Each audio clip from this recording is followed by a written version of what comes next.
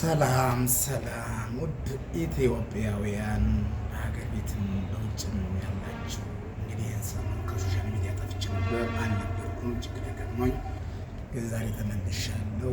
ስለዚህ ልናገረው የምፈልገው ነገር ቢኖረኝ በአርሲ ሀገረ ስብከት ሽርካ ወረዳ የክርስቲያኖች ግድያ ይቁም። የሚመለከተው የመንግስት አካላት፣ የሃይማኖት ተቋማት እንዲሁም የእስልምና እምነት ተወካዮች ተረባርባችሁ ይህን ግድያ ማስቆም ይገባቸዋል። የሰው ልጅ ዘሩ መነሻው አዳምና ሔዋን ናቸው። አዳምን ስንመለከት፣ ሔዋንን ስንመለከት በእምነት አልተፈጠሩ፣ የተፈጠሩ በሰውኛ ባህሪ ነው። በሰውኛ ባህሪ እግዚአብሔር በአርአያው በምሳሌው ክርስቶስ እግዚአብሔር ከፈጠራቸው በኋላ ግን በዚህ ምድር ላይ ብዙ ወተባዘው ወልደው ዋለምድር በምድር ላይ ብዙ ዘራችሁ የተባረከ የተቀደሰ ብሎ የሰው ልጅ እንዲባዛ እግዚአብሔር ከፈቀደ በኋላ አመለካከታችንን፣ መልካችንን፣ ጸባያችን፣ ሁሉናችን እየተቀየረ መጥቶ የራሳችን እምነት፣ የራሳችን ሀገር፣ የራሳችን ቋንቋ፣ የራሳችን ማንነት፣ የራሳችን ብሔር፣ የራሳችን ወዘተ ወዘተ ወዘተ እያልን ስያሜ የሰጠ ነው እንደኛ ማንነታችን መገለጫ እንጂ የሰው ልጅ መነሻው አንድ ነው። ሰው አንድ ነው። ከአዳምና ከሔዋን ውጪ ሌላ ሰው በዚህ ምድር ላይ አልተፈጠረም። ስለዚህ መነሻችን አንድ ከሆነ ወንድሙ ለምን ይገለዋል? ወንድሙ ለምን ያሳድደዋል? ወንድሙ ለምን ይገለዋል ብለን ስንጠይቅ ይሄ ጭካኔ መንፈስ ነው።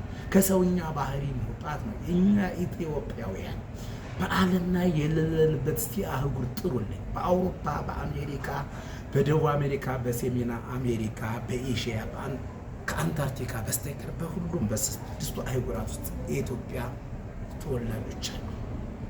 የኛ ዜጋ የኛ ሰዎች በአውሮፓ፣ በአሜሪካ፣ በተለያዩ አህጉሮች እንደፈለጉ ወልደው ስመው በነፃነት እየኖሩ የኛ ዜጎች በሀገራቸው ላይ የማይከበሩበት ምንድን ነው? ይህ እስልምና ክርስትና የሚባለው ነገር ይሄ ልዩነት ይሄ ራስ ወዳጅነት የመነጨ ካልሆነ በስተቀር የሰው ልጅ መነሻው አንድ ነው። እምነቱም ይጠቅመኛል ያለውን እንደያመለካከቱ ሊያመልክ ይችላል። የሚያስገድለው እምነት፣ የሚያስገድለው ቋንቋ፣ የሚያስገድለው ብሔር፣ የሚያስገድለው ማንነት የለም። ክርስቶስ የሰጠን ማንነት፣ ክርስቶስ የሰጠን ቋንቋ፣ ክርስቶስ የሰጠን ሃይማኖት እንጂ ሌላ በዚህ ምድር ላይ አዲስ የተፈጠረ ነገር የለም። ስለዚህ እናንተ ገዳዮች የዛና አካባቢ ማህበረሰብ አውቋለሁ ደግ ሩሩህ እስልምና ከክርስትና ክርስትና ከእስልምና ጋር አብሮ የሚበላበት የሚጠጣበት አብሮ የሚሾሙ አብረው የሚወጡበት የሚወሩበት ቅዱስ ሽርካ ወረዳ ነው ቋል።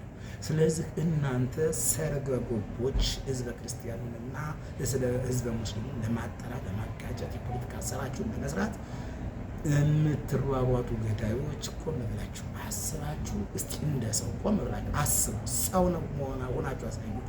ሰውን ሰው አይገለውም፣ ሰውን ሰው አያሳድደውም ብላችሁ አስባችሁ ከቤቱ የተኛ ህፃን፣ ከቤቱ የተኛ አረጋዊ፣ ምንም ያላጠፋ አረጋዊና ህፃን ሽማግሌ መግደል ይሄ ከእንስሳት በታይ ባህሪ ያለው እንስሳት ራሱ የዱር እንስሳት ባህሪ የሚበሉትንና የሚገሉትን ለይቶ በሚያውቁበት ሰዓት እኛ እንደ እንስሳት ወርደን የምንገዳደልበት ነገር መቆም አለበት ነው። ስላዳመጣችሁኝ አመሰግናለሁ። ሼር፣ ላይክ፣ ኮሜንት አድርጉልኝ። ለሁሉም ህብረተሰብ እንዲዳረስ በእግዚአብሔር ስም እጠይቃለሁ። ስላዳመጣችሁኝ አመሰግናለሁ።